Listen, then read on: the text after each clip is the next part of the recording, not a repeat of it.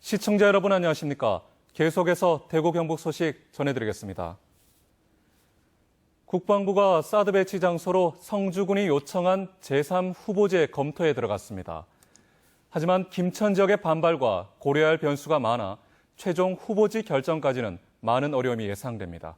한태현 기자 보도합니다. 김한곤 성주군수의 제3 후보지 사드 배치 요청 이후 국방부의 움직임도 빨라지고 있습니다. 유력하게 거론되고 있는 롯데 스카이힐 성주골프장이 적합한지 여부를 결정하기 위해 미군에 통보하고 검토에 들어갔습니다. 미군의 반응도 긍정적인 것으로 알려졌습니다. 하지만 성주 주민들 사이에도 사드 배치 철회와 제3 후보지 수용안을 놓고 대립이 사라지지 않고 있습니다. 주민들과 어떤 식으로든 서로 반목하고 혼혈되고 갈라지는 이런 거는 사실 해서는 저는 안 된다고 생각하거든요. 성주 골프장이 김천과 가까워 김천 지역 주민들의 반발도 본격화되고 있습니다. 김천 사드 배치 반대 투쟁위원회는 오늘 만여 명이 참가하는 대규모 사드 배치 반대 결의대회를 열기로 했습니다. 우리 김천 시민뿐만이 아니라 국민 전체가 사드에 대한 위해성을 이해를 하고 또 동의가 될 수 있을 때까지 정부가 노력을 해야 됨에도 불구하고 그런 것들을 전혀 무시한 상태에서 장소까지 옮겨감으로 인해서 이미 신뢰를 잃었다. 제3 후보지 결정까지의 변수는 이뿐만이 아닙니다.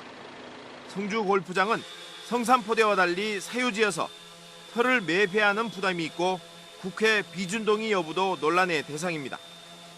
제3 후보지 평가 결과가 적합하지 않을 경우 다시 성산포대로 재추진될 가능성도 배제할 수 없는 상황입니다.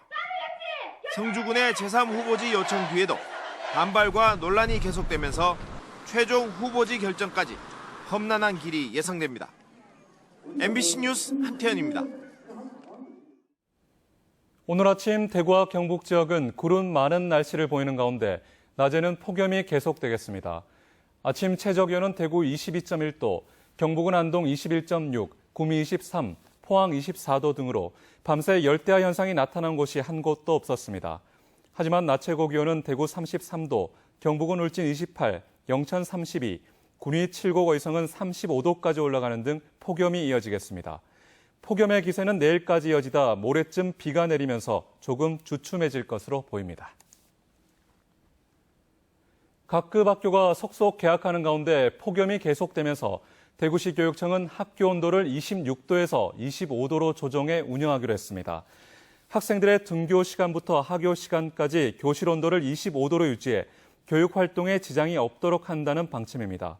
특히 최근 2개 고등학교에서 집단 식중독 증세가 나타나자 226개 중고등학교의 식재료 보관과 관리 실태를 일제 점검하고 급식소와 조리실의 온도도 식재료에 이상이 없도록 적정하게 유지하도록 했습니다. 국무조정실 부패 척결 추진단에서 전국 13개 시도의 학교 급식을 점검한 결과 677건의 지적사항이 나온 가운데 대구와 경북에선 21건이 적발됐습니다. 점심을 입찰 계약한 급식업체와 아침과 저녁을 추가 발주로 계약한 경우가 가장 많았고 급식비 잔액으로 쌀이나 양념류를 대량으로 구매하는 등 비효율적인 예산 집행 등이었습니다. 또 일부 학교는 영양사가 급식뿐 아니라 입찰 계약 업무까지 함께하다 적발되기도 했습니다. 대구와 경북교육청은 사안에 따라 행정처분을 하거나 각 학교에 개선 명령을 하기로 했습니다.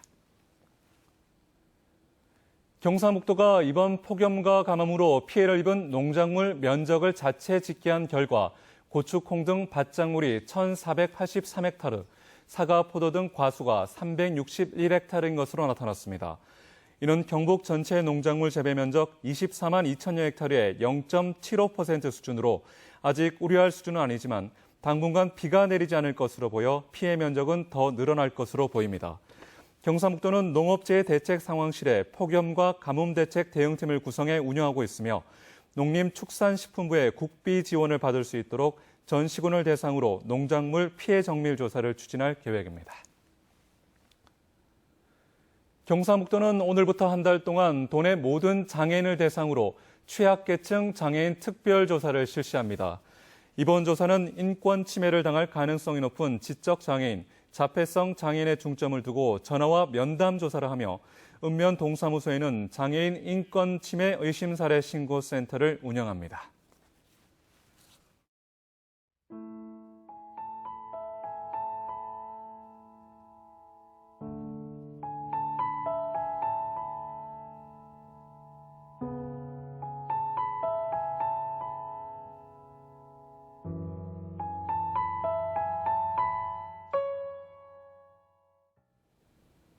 대구 경북 소식 여기까지입니다. 시청해주신 여러분 고맙습니다.